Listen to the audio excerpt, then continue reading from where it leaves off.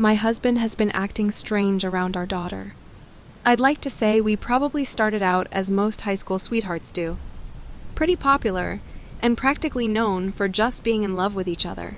We were voted most likely to get married after high school. And well, you guessed it, we got married after high school. I mean, we were 19. We had great parents, and each had a great job opportunity on hold for us. And everything went swell. I'd say we were on the lucky side of things, but our flame not so much. After our first daughter, things started to get a little on edge between me and my husband. To catch you up to speed, my husband is generally a very enthusiastic man. We've been together all throughout high school and married for about another 5 years. So don't think we didn't have our fun when we had the chance. Of course we did. We didn't want children until our mid-20s, and really everything has been fine. Recently, though, my husband has been acting strangely towards our daughter Viridian. I would often catch him avoiding all contact with her, and when she would crawl towards him, he would flinch and hurriedly scamper the complete opposite direction from her. He would cringe every time he saw me pick her up, or kiss her face, or even just be around her and play with her. This was odd, and it hurt quite a lot since he was the father. This man was my first everything, and we even have our first child together, that he can't simply bear the thought of giving her a slight bit of affection. He made it seem like she was sick with some kind of disease and continued to avoid her like the plague. One night, I did the usual of putting our daughter to sleep and noticed my husband peeping around the corner of the door. I walked out of our daughter's room, but he had disappeared, and I noticed that our bedroom door was slowly being shut. I rolled my eyes and walked in our room and noticed he was in bed, facing away from me. "Honey," I spoke calmly to him, "you've been acting strange towards Viridian recently. What's going on?" He shrugged, but didn't say anything. "You need to talk to me." He sighed and finally turned, but instead this time, he was facing the ceiling, almost in a daydreamy kind of way. "I don't think she's ours," he said. A heavy silence followed, and I took notice as to how he said ours instead of his. "I'm not sure what you mean, honey. I mean, she's not ours. Don't you find her kind of strange?" I was almost offended. Was this just not what he wanted? Is he trying to tell me he thinks our child is somehow defective? Wow. Okay. Good night. I'm not having this conversation about our daughter. I snuggled under the sheets, turning away from him, and decided not to talk to him or influence an argument for the remainder of the night. He sighed. "There's something wrong with her, something I just can't explain." I almost started to consider what he was trying to say, but refused to believe it regardless of how convincing he was. "I don't think she's human." This took me by surprise. How was our daughter not human? I gave birth to her in front of doctors, nurses, and even my own husband. Was that so unnatural to him? I shrugged off what he said. I knew he wasn't trying to be offensive, and that this was something that had clearly been on his mind. I woke up again at around 4 a.m. from the sound of our daughter crying. I get up and mumble that I would check on her. When I got up to walk across the hall, I noticed her light was on. I find this odd and proceed with caution. My heart was pounding. Who turned the light on? I opened the door quietly and found my husband standing over the cradle and staring at her. He was gripping the gate really hard and just staring. Who knows what was going on in that mind of his? I walked towards him slowly and called his name softly, but he didn't listen to me. "Look at her," he spoke in a hushed tone. "Don't you see it in her eyes?" I crept next to him and gently put my hand on his and looked at our crying daughter. They're not normal. I did look at her eyes, lifting her up in arms, rocking her and hushing her and humming, and her eyes were beautiful, big and brown like mine. "She has my eyes," I said in a dreamy tone as she finally started to settle down. "They're beautiful. Her eyes are missing, Elizabeth." I quickly looked up at my husband to find that he was towering over me, staring at Viridian like she was his next meal. I took a good look at him. His scleras were red and his eyes looked so strained. He had gotten a bit pale-like, as if he were sick, and he was sweating like a maniac. I took a step back, but his eyes were trained on our daughter. Look. I looked down, but her eyes were there. Her big, beautiful brown eyes. Nothing missing. I look back at my husband, who is still standing and staring at her. You need to get some sleep. Go. He didn't move. I said go. Get out of her room. We'll talk about this in the morning. He slowly looked at me and finally walked past us and into our room. I sighed in relief. My heart pounded in my chest. I felt like we were in danger. I can't leave her alone like that again. I don't trust my husband enough not to do anything. Quickly, I shut the door and lock it, and sit in rocking chair, falling asleep with our daughter in my arms. There's more to this story. I'll have to update you guys in a little. But you'll have to give me some time. It followed me home. I, 27M, had gone to my local tavern for a few beers with my friends. Long story short, we were all wasted by the end of the night. That's when I noticed it. In the corner of the room, there was a light out. I didn't think much of it when I first got there. But as the night went on, I noticed myself glancing at that corner more and more. I'd say it was around midnight when I glanced at it and got the feeling that something was watching me from there. My stomach dropped, and I suddenly kind of felt like throwing up. Then again, I was on my 7th beer already. After I had run to the bathroom and slammed the stall door shut, I heard the bathroom door open again. I for some reason thought it was one of my friends pranking me or something, and not some random dude at the bar. But then again, I didn't hear them walking after the door closed. I'd say it was a solid 20 seconds until I asked the person something along the lines of, "Dude, are you going or not?" Another 5 seconds. Then there was a weird scuttling noise I heard coming from the door. I, naturally, being drunk and hearing a strange noise, freaked out and yelled. Turns out it actually was one of my friends, who had gone in to scare me. By the time I walked out of the bathroom, I was super tired. So it was then I decided to leave. I glanced at the broken light again, but it looked like someone had fixed it while I was in the bathroom. I was way too drunk to drive home, so like an idiot I walked. Now, I'm already a really paranoid person, and alcohol generally heightens that by a lot. So much for liquid courage, I guess. But anyways, walking home wasted out of my mind at 12:30 a.m. probably wasn't the best idea for my mind. I live about 2 blocks away from the bar. Not terribly far, but still a decent walk. I was about a quarter way home when I noticed it. It looked like the streetlights behind me were going dark right after I passed them. It was also right about then when I noticed the guy walking behind me. The dead streetlights made it too dark to make out any of the details on this guy, so I was already kind of freaking out. I started walking faster and was trying to not look over my shoulder. I gave myself one small glance and noticed that he was gone. I gave a small, relieved sigh and slowed down again. The streetlights looked to be back on, and I almost thought that I had imagined the whole thing. Almost. Needless to say, I got home safely and was ready to be done with the day. I went to bed at around 1:20. I woke up at around 3:45, needing to go to the bathroom.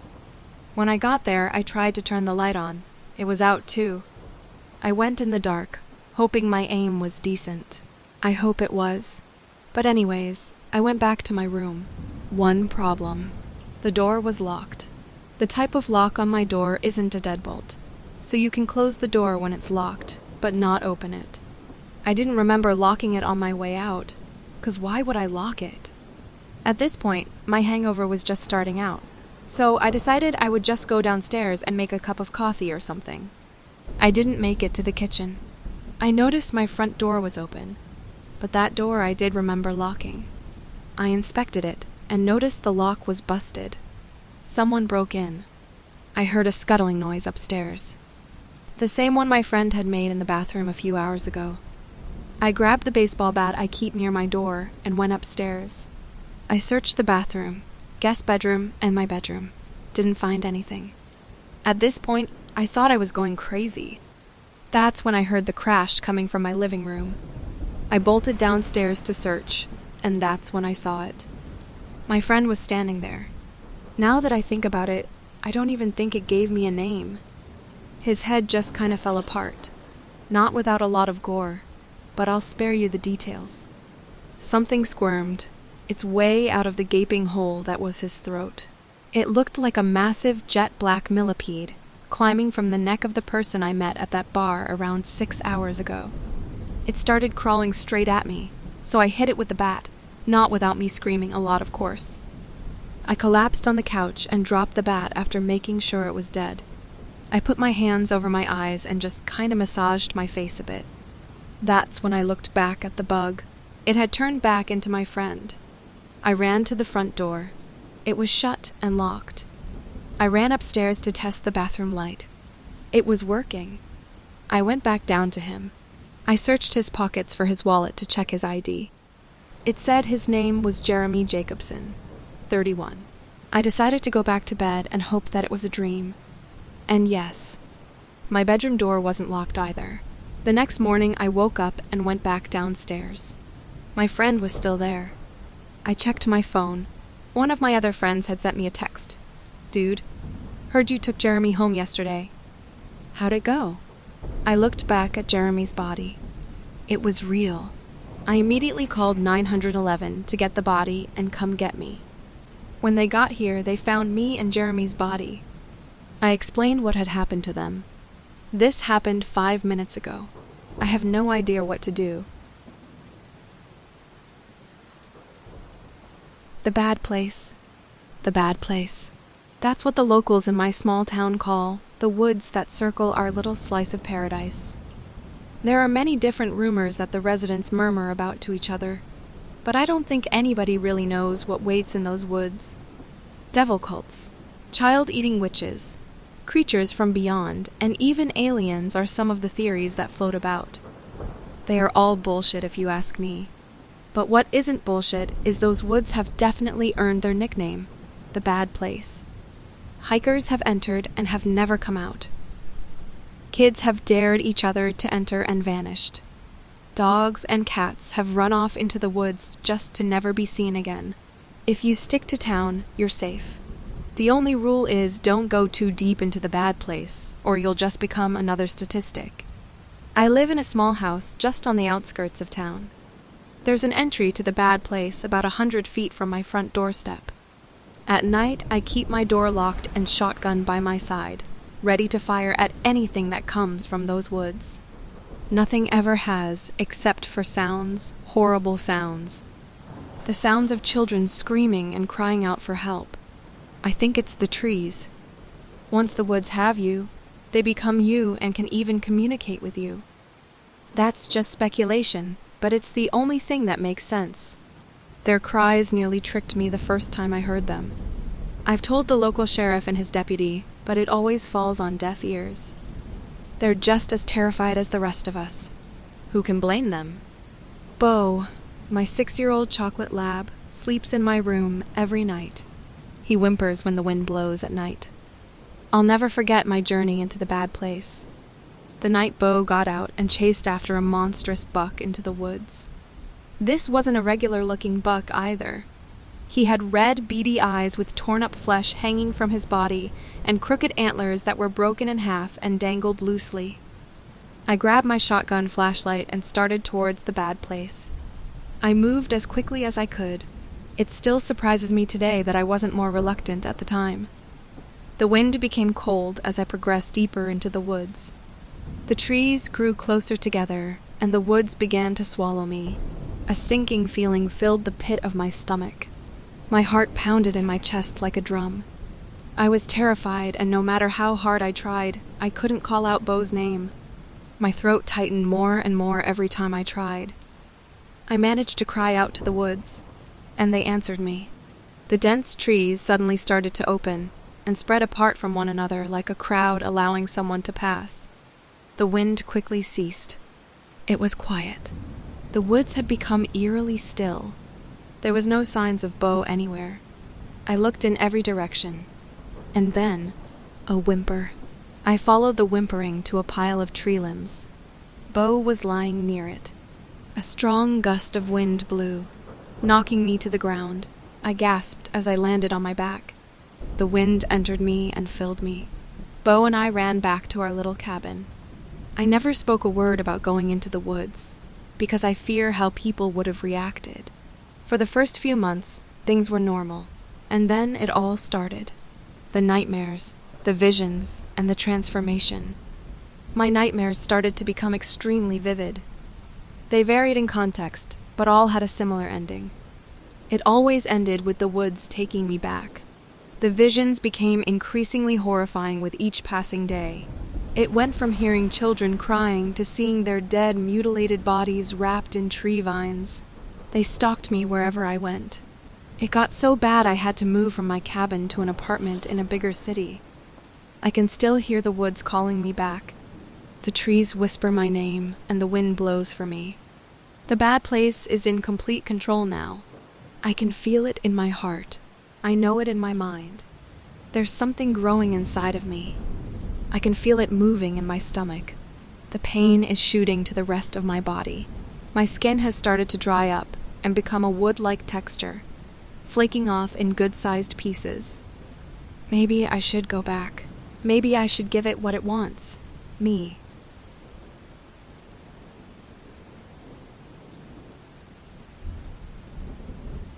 The worst part about retail is trying to get the last customer out of the store. I'm 17. I'm still at my first job in high school, where I work at a department store. You know the one. It has everything from clothing to kitchen appliances to kids' toys. I don't really want to tell you the company, but it's one of the big ones. The store itself is big enough that we have to wear radios to talk to each other. Anyway, this happened about a week ago. Needing the money, I volunteered to do a closing shift a week. True, it does wreck my sleep for that night, and I'm out of it at school the next day. But I can't complain about the money, at least. I will complain about Wendy, though. Imagine the most annoying pain-in-the-ass girl at your school, who loves to tell everybody how right she is, and devotes all her efforts to letting you know about it. Then double the annoying. That's Wendy. She's 20, I think, and she's the closing manager at our store. Everybody hates her, I'm told. But if I want to keep getting shifts when I know there are others on the roster not even getting any, then I try my best to do as she says.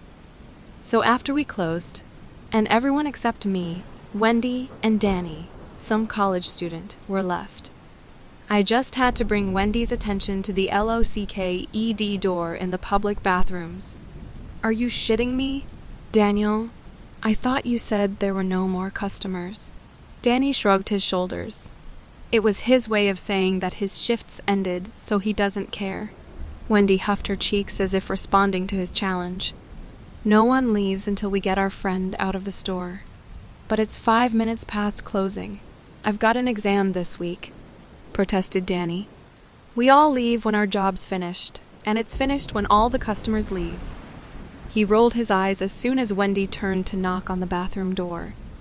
In a not-so-friendly tone, Wendy knocked and said, "Customer, sir or ma'am. Unfortunately, the store is now closed.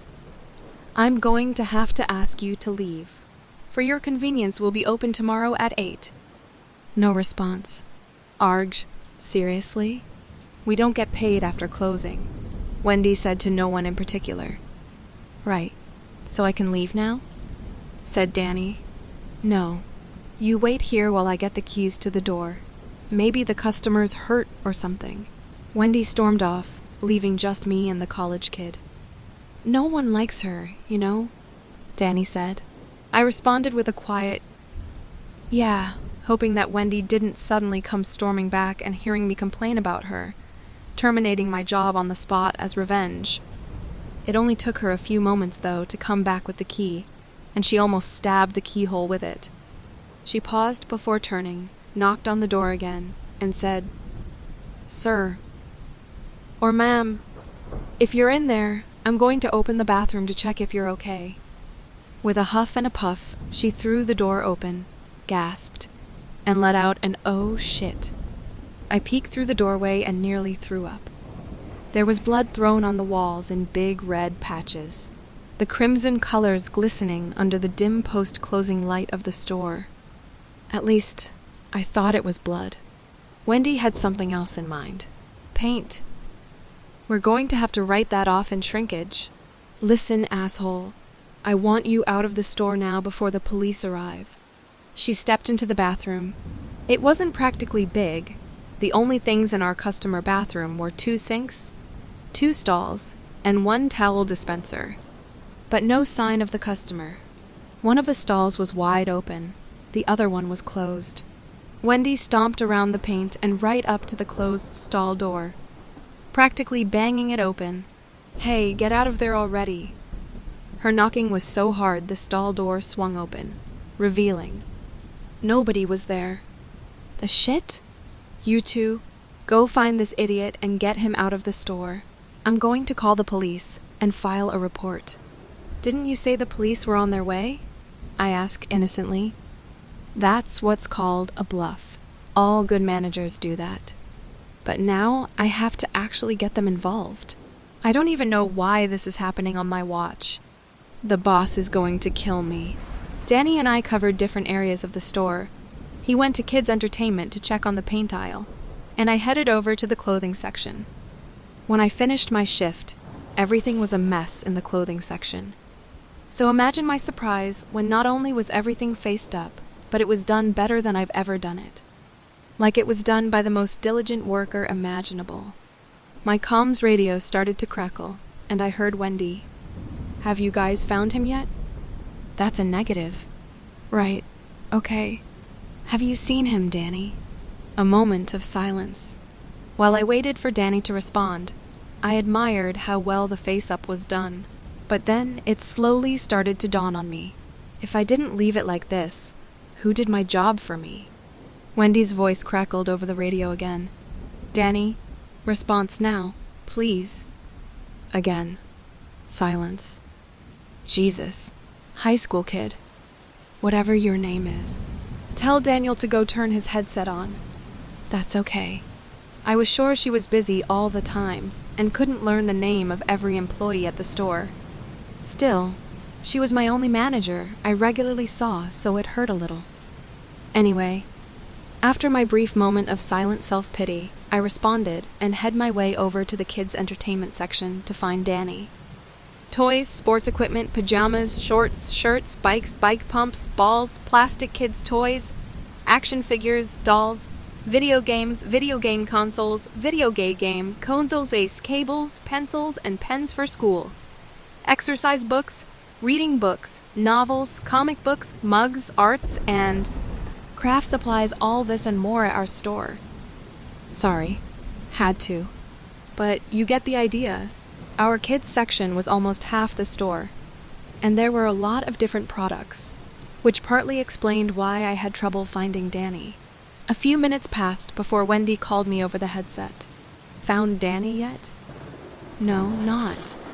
I looked over to the service counter where we displayed some of the more expensive Lego sets. There it was, Danny's headset just lying on the counter. I hesitated, taking my time staring at the headset. Then I pressed the comms button. I didn't find Danny, just his headset. There was a loud, audible fuck heard across the store, clearly from an angry Wendy. Her voice then erupted from my earpiece. After I told him not to go home, lazy son of a bitch decided to just ditch us. Well, it's not like he's getting paid to stay behind work or anything. Now that I think about it, neither am I. I've already called the police. They won't be too far away. But I still want this idiot out of my store. Shouldn't we just wait? Go find him now. It was then that I started to think about getting a new job. But I was suddenly taken aback by what was in front of me. I wasn't paying attention at the time, mostly because I was looking for a 6-foot guy. But when I was contemplating alternative employment, I noticed the smile drawn on the child model for the baseball bat set packaging. It wasn't just on one single product. It was on every baseball set. Not only those products, but on the lacrosse set, the soccer set. Turning around, I could see it, the dollhouse boxes, the science kit sets, the face mask starter kits. Every child on the packaging had a white smile painted on. Every single item I could see. If Wendy was pissed now, she was going to go off like a volcano when I told her. I didn't know who I was more scared of, Wendy or Mr. Paints a smile on every children's product who I had to find. What kind of weirdo goes around a department store drawing smiles on product packaging? Not only that, but they exploded red paint over the bathroom as well. I started to really want for the police to turn up. Just as I was about to push the radio button and tell Wendy I was going to wait with her, I could hear a ding from the kitchen appliance section. Then another ding, and another and another. My radio crackled again. What was that? Wendy asked. I think it came from the home appliance section, I responded. Don't forget to smile. I heard it clearly over the radio.